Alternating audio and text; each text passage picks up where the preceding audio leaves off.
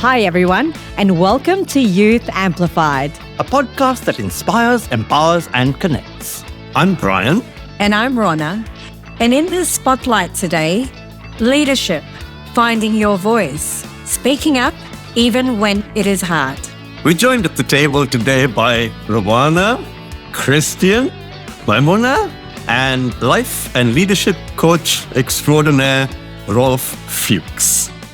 An interesting panel, Ronna, so let's kick it off. Let's do. Rewana.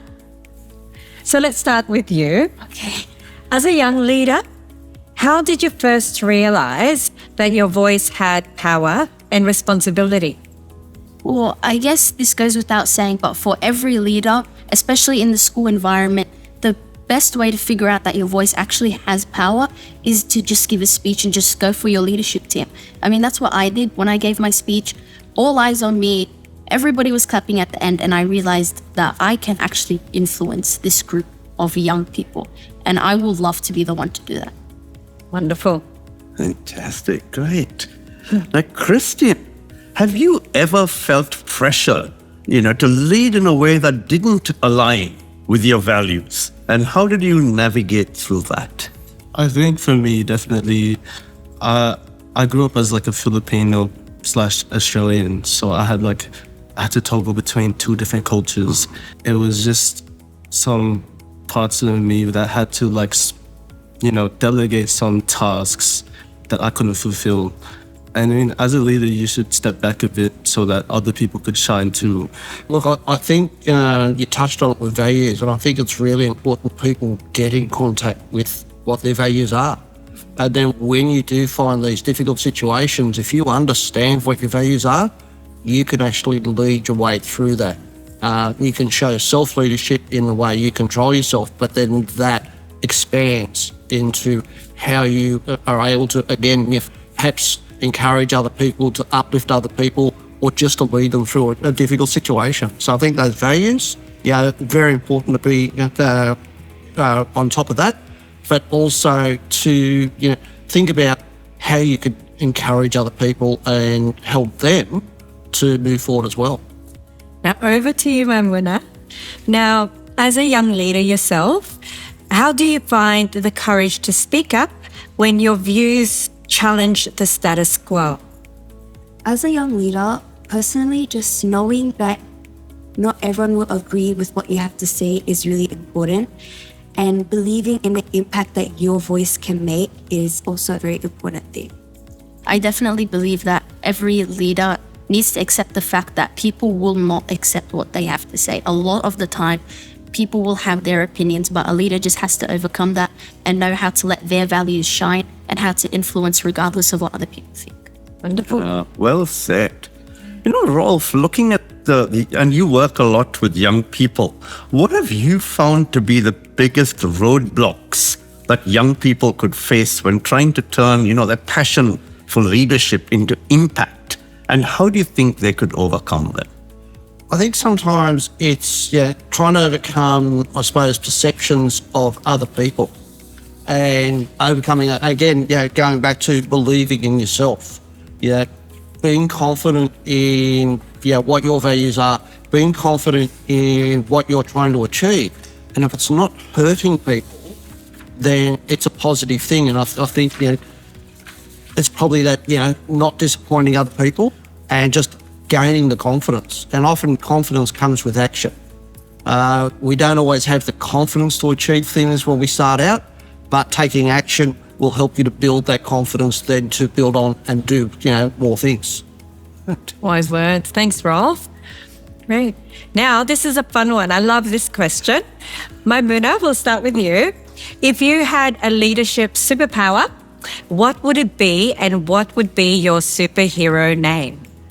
With superhero power, I would have actually two. I would have a voice amplification. Okay. And super hearing.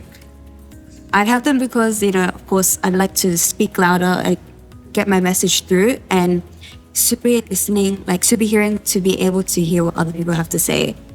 And my superhero name, I'd go for echo Maimunah. No. Next one. Christian? I think for me, like, just for my values, I just to be able just to have like a really strong ability to spread joy and also to like understand people. But my name, I think, you know, my last name is Rose, you know, Rose, man. Yeah? Yeah. It's tough. So I think I would love to read minds. Oh, Actually, I just feel like I would love to read minds because it would be really cool to know what's actually going through someone's mind when you're speaking to them. Are they just looking up, oh, colors, or are they actually processing what you're saying? I think that would be a really good superpower. And my name, Rewana, who reads minds. wow. Now, Christian, have you ever used your leadership to elevate voices that are usually ignored or excluded? And if you have, why was it important to you? I definitely have. I've been through different situations where people haven't been heard or they kind of feel out of place. You know, in my community, there's definitely things like that happening. There's people who feel a little left out through like community, and sometimes they don't know whether to voice it out or, you know, sometimes we have to read it too. And yeah, there's like another instance where with the league as well, that this is one event that I held recently. It was like a basketball volleyball event. It was benefited towards both sides. So it was also a charity event, and it was also a way to benefit the people who are playing as well, because it gave them like a fulfilling experience as what it would be like to be like a professional player. And it kind of gave a voice to, you know, people who wouldn't be able to experience things like that back then, because they would be separated from people who could have like big athletic abilities or, yeah.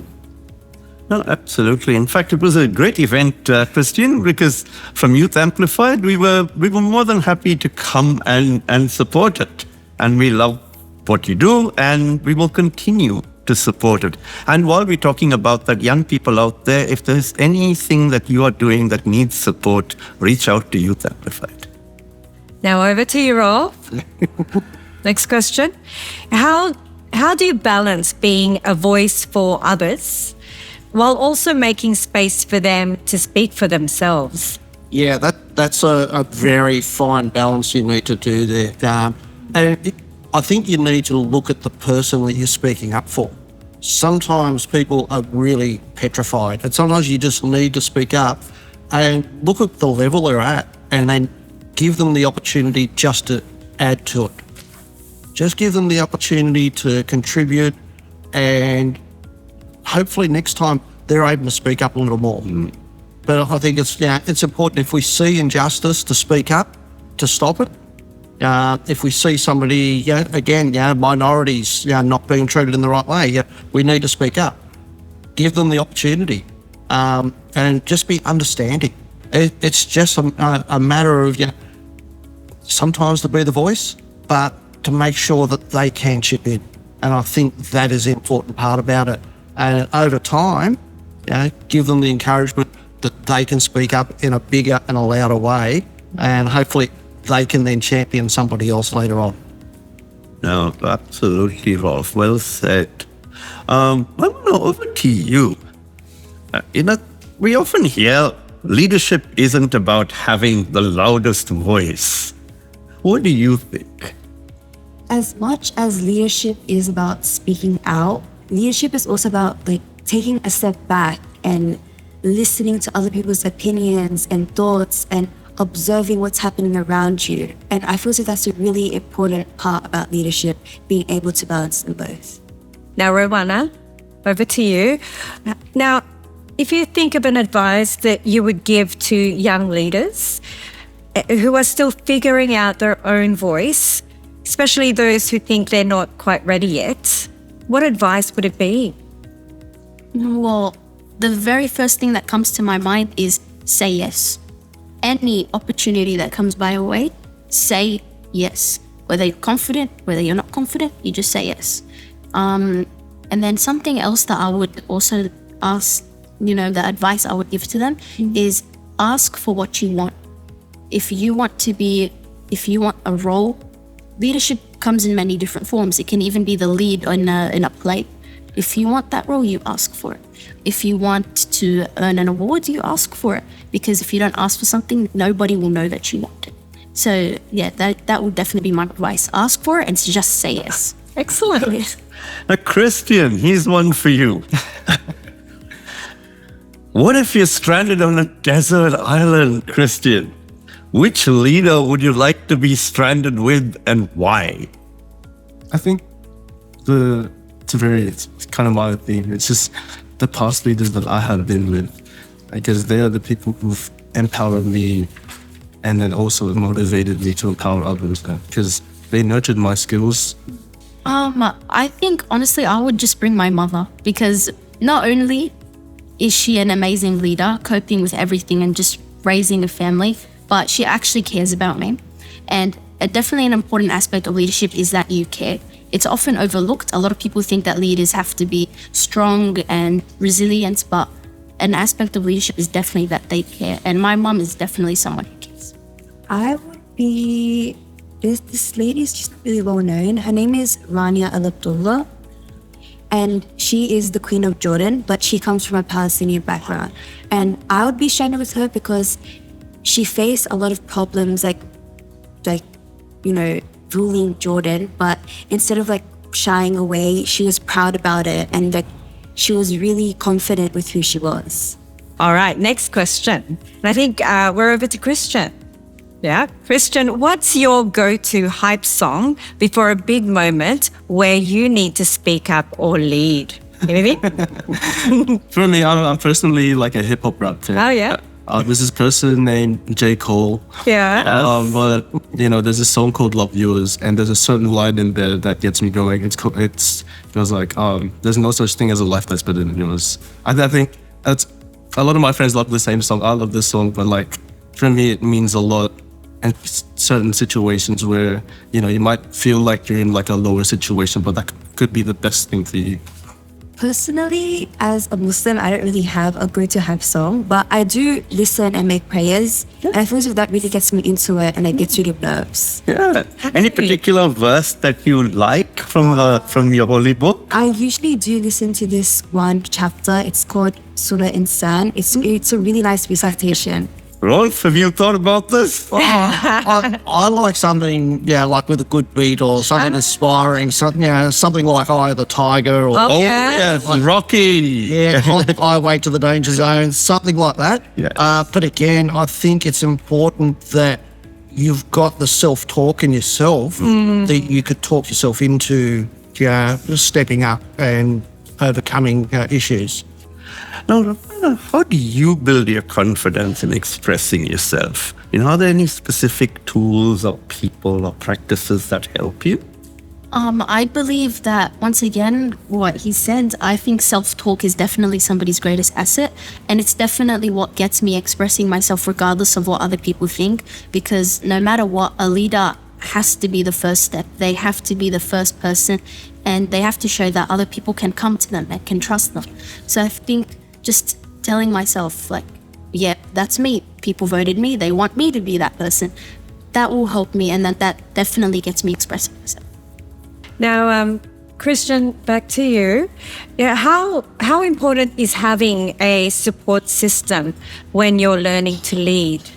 It's definitely it really does do a lot for you, where sometimes you may fall back in situations, you kind of get a little lost, but having a circle has been there. It really does a lot for you. And they'll guide you, they'll advise you on certain things. It really is having a circle that that believes in what you can do and supports your vision. Great. Well, we could go on because this discussion, there's so much coming out from this, Ronna. Yeah. But the clock is not our friend at the moment. But I've got a last question for Rewana. And that's, how can young people use their voice to create change in their schools and their communities? Like I said before, definitely just saying yes. Like there are plenty of opportunities out there. For example, in the school, I know my school, we have a leadership council. I know outside of the school, things like this, Youth Amplified. I know that there's a lot of councils and working with the parliament. Anybody, whether you're an introvert, you're an extrovert, will have their voice heard and will have opportunities to help other people have their voice heard. And it's honestly just comes back down just to saying yes. Just go for it. Just sign up. Just search it up and just go for it. Have a good circle. Have a good base, a support base around you. And there is no limit to what you can achieve. Thank you so much, Rewana, Christian, Maimunah, and Rolf, for joining us today. Pleasure. Thank you. Thank you. Till next fortnight, let's continue to inspire, empower, and connect. And remember, your voice matters.